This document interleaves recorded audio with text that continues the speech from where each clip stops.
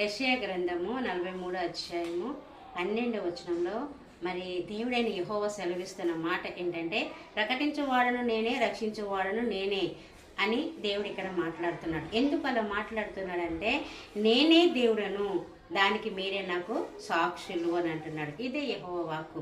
ఎందుకంటే ఆయన ప్రకటించాడు. ఏమని ప్రకటించాడంటే, నేను తప్ప వేరొక దేవుడు, వేరొక రక్షకుడు లేడు అని ఇశ్రాయేలుకు ప్రకటించిన దేవుడు.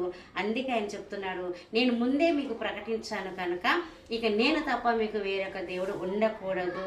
నేనే రక్షకుడను, రక్షించువాడును నేనే, మిమ్మల్ని సృష్టించువాడును నేనే, సమస్తము కలగజేసిన వాడును నేనే, ఏది నేను లేకుండా కలగలేదు అని ఇక్కడ దేవుడు సెలవిస్తున్నాడు. అయితే మనం ఏం చేస్తున్నామంటే, అనేకమైన వాటి వైపు త్రిప్పబడుతూ దేవుడైన యెహోవాను మనము మర్చిపోయి, ఆయనే దేవుడైన సంగతి మర్చిపోయి అనేకమైన వాటి